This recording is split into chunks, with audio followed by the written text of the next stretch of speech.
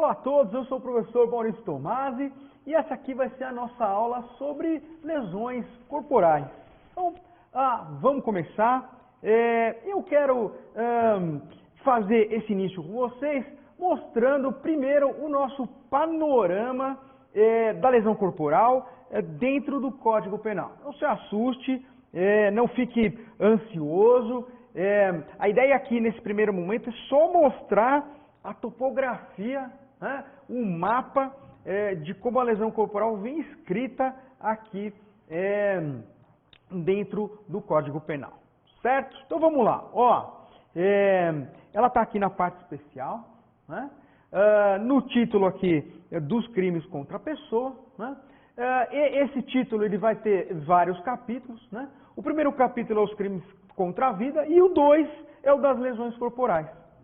Então, dentro dessa divisão sistêmica ou estrutural do Código Penal, é aqui que começam, é aqui que está situada a lesão corporal. Então, se a gente for olhar aqui, como o Código propõe esse assunto, a primeira coisa que vem é o artigo 29 no cabeçalho dele, o artigo 29 caput.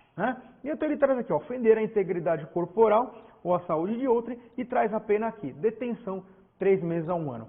Essa aqui é a modalidade básica, como eu falei, é o cabeçalho e a gente costuma chamar de lesão corporal leve. Depois você vai entender, quando a gente for esmiuçar, quando a gente for desossar esse tipo aqui, o que eu quero dizer com tudo isso. Mas o fato é que ele começa aqui com esse tipo. Repare, na pena, uma pena de detenção, 3 meses a 1 ano, o quantum da pena que está aqui colocado também tem uma repercussão, que a gente vai ver. Então, esse é o cabeçalho, esse é o caput. A partir daí, a gente terá parágrafos, e cada parágrafo vai tratar de uma área específica. Então, aqui no parágrafo primeiro, a gente tem, ele mesmo já diz, uma lesão corporal de natureza grave. Então, se lá em cima a gente estava falando de uma lesão corporal de natureza leve, aqui ele já vai falar da lesão corporal de natureza grave. Então, veja, você que temos um parágrafo primeiro que vai tratar da lesão grave, tendo como requisito o resultado. Se você for olhar aqui, parágrafo primeiro, ele fala se resulta, ou seja, se da lesão corporal resulta alguns desses itens aqui. E ele vai trazer aqui 4 incisos. Então, incapacidade para as ocupações habituais por mais de 30 dias, perigo de vida, debilidade permanente de membro, sentido ou função e aceleração de parto. Calma, a gente vai ver um por um, nós vamos ver as implicações de cada um deles, mas de novo, eu quero que você já comece a introjetar a topografia do tipo em você. Depois, se a gente for para a pena, olha só, ela já muda, ela já é uma pena de reclusão, ela já sai de 3 meses a 1 ano para de 1 a 5 anos, e de novo, esse quantum de pena aqui vai ter uma outra repercussão processual, uma outra repercussão penal, e a gente tem que ter isso claro. Então, de novo, aqui o que vai determinar a lesão grave é o resultado. Esse é o critério que o legislador usou. A mesma coisa para o parágrafo 2º. Mesma coisa para o parágrafo 2º, que é chamado de lesão gravíssima.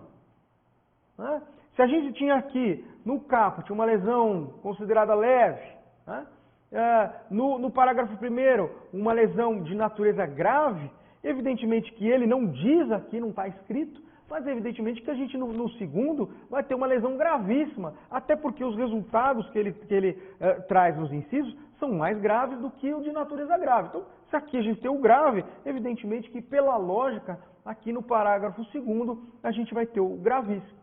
E de novo, o legislador, para dizer o que é essa lesão gravíssima, vai usar o critério do resultado. Né? Se a gente for olhar aqui já são 5 incisos, né? Mas se a gente for olhar aqui os incisos, ele vai falar, olha, inciso 1, incapacidade permanente para o trabalho. 2, enfermidade incurável. 3, perda ou inutilização do membro no sentido função. Né? O 4, deformidade permanente. E o 5, o aborto. Né? De novo, repare você que a pena tem uma outra repercussão também. Né? É uma pena de reclusão. Né? Veja que ela é mais grave, né? De novo, do que a detenção. E o quantum da pena, de novo, ele é maior. Né? Ele é maior. Se de natureza grave a gente tinha a reclusão de 1 a 5 anos, aqui a gente já tem reclusão de 2 a 8 anos de novo. Uma outra repercussão na vida do processo, né? Na vida do sujeito aqui. Muito bem. E aí, de novo, temos um parágrafo terceiro, né? Que, de novo, o critério para o agravamento da situação será o resultado, e aqui a gente vai ter o resultado morte.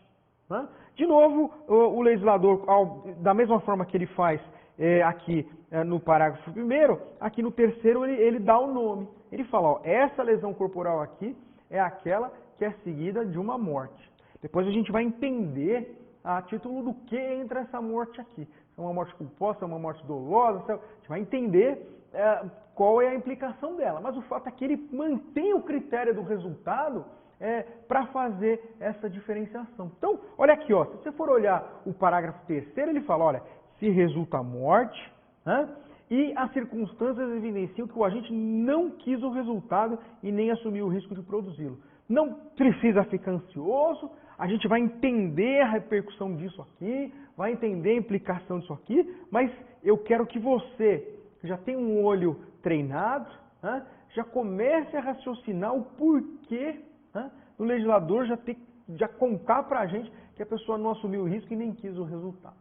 Né? Já vamos começar a atinar para isso. Bom, evidentemente que a pena ela é maior, né? Se a gente for olhar, ela é uma de reclusão de 4 a 12 anos, ou seja, já é maior do que a nossa pena anterior.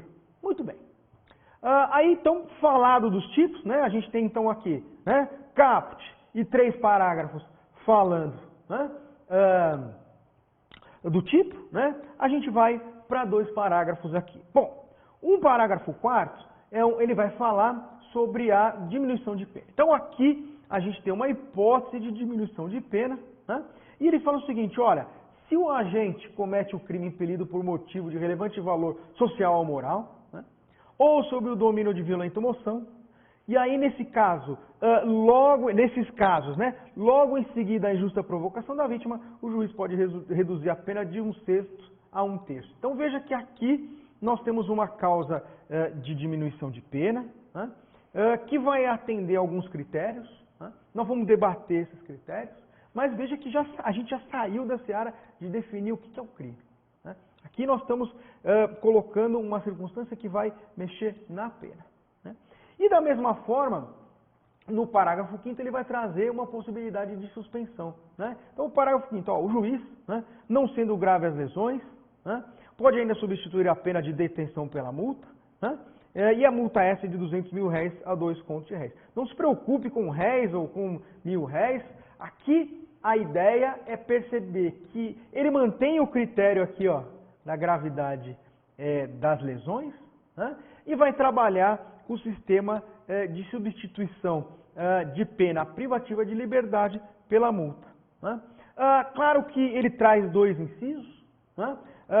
Um deles diz, e no caso o inciso 1, se ocorrer qualquer uma das hipóteses do parágrafo anterior, né? E 2, se as lesões forem recíprocas. A gente vai, de novo, não se preocupe, debater a implicação desse parágrafo. Então, falados esses 2 parágrafos, ele vai partir para a lesão culposa. Então aqui, de novo, a gente já percebe uma outra coisa, né? Que esse crime aqui, ele não aparece só, ou melhor, ele não é previsto só na modalidade dolosa, né? Ele também admite a modalidade culposa e ela é trazida aqui no parágrafo 6º. Então, olha, se a lesão é culposa, a pena de detenção de 2 meses a 1 ano, de novo, isso vai ter uma outra implicação que a gente vai discutir. No parágrafo 7º ele vai trazer uma causa de aumento também. Né? Aumenta-se a pena de 1/3 se ocorrer qualquer uma das hipóteses lá do parágrafo 4º e 6º do artigo 121. A gente vai ver o que é o parágrafo 6º do artigo 21. E aí você já começa a reparar uma coisa que eu pus de propósito aqui. Ó. Aqui, por exemplo, é uma redação um tanto quanto mais recente, 2012. Ou seja, a gente tem já uma revista aqui, né? uma revisão, né? do texto da lei para adequar ele um pouco mais aos tempos posteriores à redação original. O parágrafo 8º, a mesma coisa. Né? Aplica-se a lesão culposa, o disposto do 5º no artigo 121. A gente vai ver isso também. Né? Mas está aí, então, uma causa de aumento de pena, uma outra aplicabilidade aqui para lesão culposa, a gente vai discutir isso. Muito bem.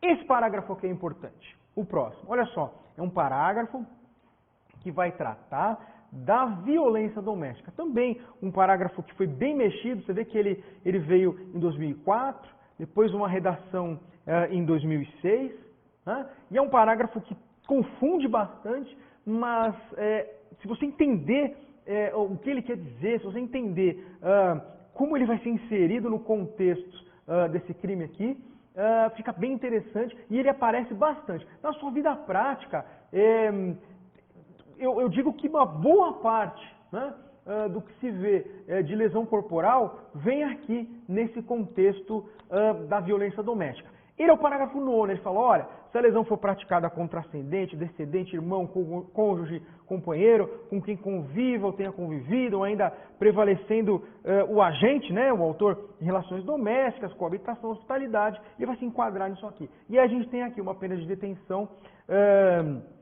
de 3 meses a 3 anos. A gente vai ver a implicação disso, mas perceba que ele é rico, perceba que ele vai trazer uma circunstância que cerca o crime.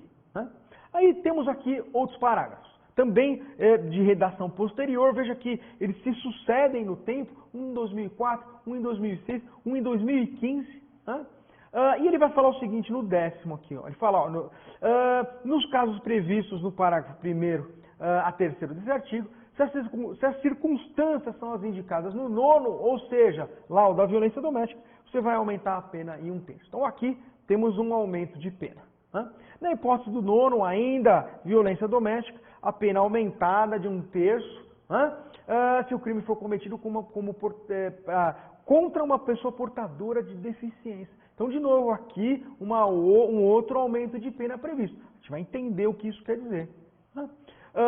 De novo, no 12, um outro aumento. Ele fala, olha, se a lesão for praticada contra a autoridade ou agente descrito no 142 e no 144 da Constituição Federal, integrantes do sistema prisional, Força Nacional de Segurança Pública, no exercício da função, em decorrência dela, contra o cônjuge, companheiro, parente, consanguíneo até o 3º grau, ou em razão dessa condição, a pena é aumentada de 1 a 2/3. Então aqui, de novo, tem uma circunstância que vai aumentar a pena.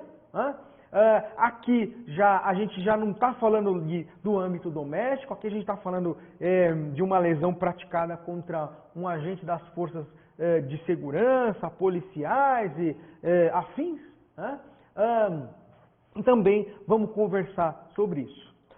E por fim, a gente tem um último parágrafo aqui, que é o 13, e ele vai falar o seguinte, olha, se a lesão for praticada contra a mulher, por razão da condição do sexo feminino, nos termos do parágrafo 2º-A do artigo 121, e aí a reclusão é de 1 a 4 anos. De novo, aqui é um artigo recentíssimo, trazido em 2021, e vai trazer a questão ligada à vítima, ou